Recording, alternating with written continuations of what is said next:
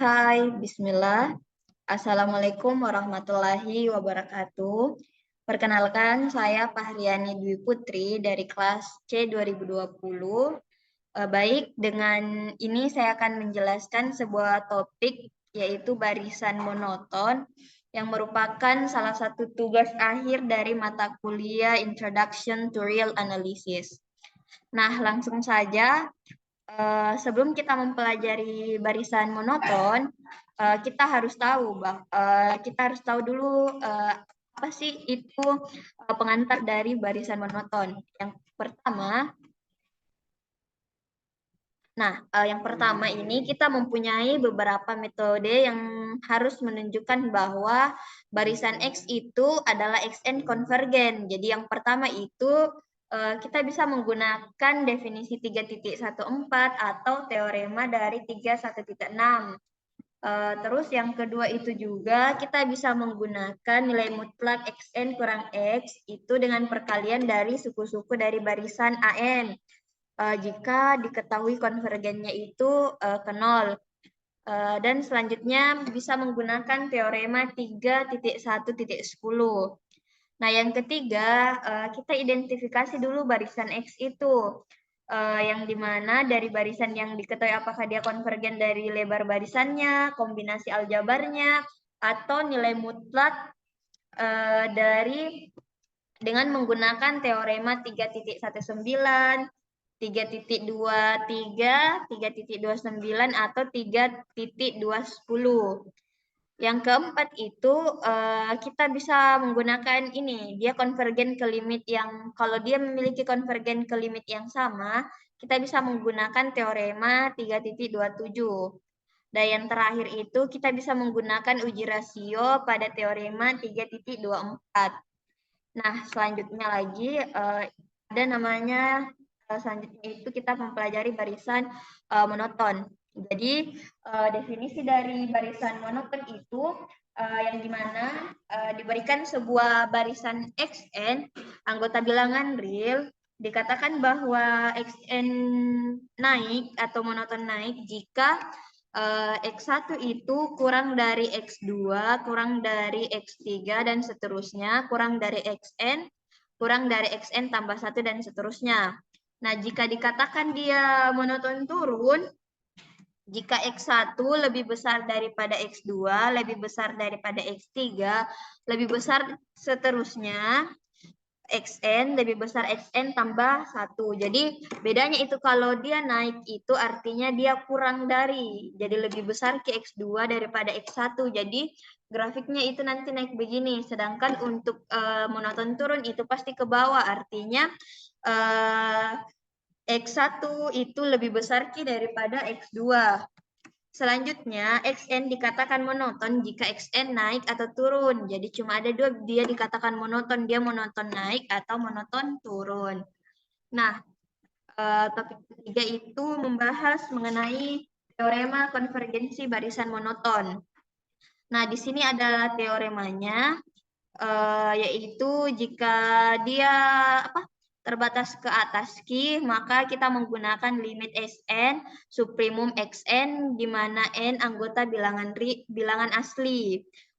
Terus jika dia Y sama dengan Yn itu terbatas ke bawah, maka yang digunakan itu adalah lim Yn imprimum Yn di mana n itu anggota bilangan asli. Untuk pembuktiannya bisa dilihat pada ini layar di sini bahwa kita bisa menggunakan teorema jika kita buktikan dari kiri, kita bisa menggunakan teorema 3.2.2. Namun jika kita membuktikannya dari kanan bahwa yang pertama itu kita harus misalkan bahwa Xn itu terbatas. Jadi kita harus tunjukkan bahwa Xn itu konvergen. Jadi di sini ada dua kemungkinan, apakah Xn itu monoton ke atas atau monoton ke bawah. Jadi yang pertama-tama kita harus buktikan jika Xn itu dia konvergen ke monoton ke atas. Jadi ini, jadi misalnya kan tadi monoton ke atas. Berarti yang harus kita lihat itu apakah xn itu apakah xn itu supremum di mana xn n anggota bilangan asli. Jadi kita tahu nih bahwa xn itu mana ya? Ini. Ini kita tahu nih bahwa xn itu terbatas, maka memuat A, di mana kita bisa menggunakan kelengkapan dari ini properti kelengkapan 23.6 yang dimana jika ada bilangan X anggota bilangan real, maka X supremum, X sama dengan supremum, di mana Xn, di mana N anggota bilangan asli. Itu, jadi di sini akan ditunjukkan bahwa apakah Xn itu, Xn konvergen ke X itu di mana semua anggota, semua epsilon lebih besar daripada 0. Mana ya?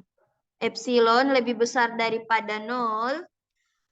Dan adakah anggota bilangan asli di mana N lebih besar daripada K, maka Xn kurang X itu kurang dari epsilon. Jadi kita bisa menggunakan lemma. Jadi di sini kita gunakan lemma dari 3.2.3.4. Jadi di sini diketahui sehingga kita tahu bahwa limit xn sama dengan supremum xn n anggota bilangan asli. Jadi untuk pembuktiannya untuk pembuktian xn itu monoton ke bawah bisa dilihat pada di sini.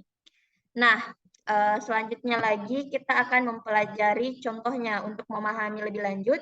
Bisa diperhatikan contoh berikut yang dimana limit 1 per akar N sama dengan 0. Jadi di sini itu kita bisa menggunakan teorema 3.2. Namun di sini kan yang mau dibuktikan adalah teorema konvergen monoton. Nah, jadi kita harus tahu dulu di sini apakah dia monoton sama terbatas. Jadi yang pertama itu kita cek dulu dia monoton.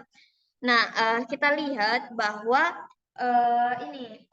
ada sebuah teorema yang dimana 1 per n itu lebih besar dari 1 per akar 1 per 1 tambah n jika dan hanya jika 1 per akar n lebih besar dari 1 per akar n tambah 1. Nah, dengan adanya teorema tersebut, maka kita tahu bahwa 1 per akar n itu monoton ke bawah. Untuk semua anggota bilangan untuk semua n anggota bilangan asli.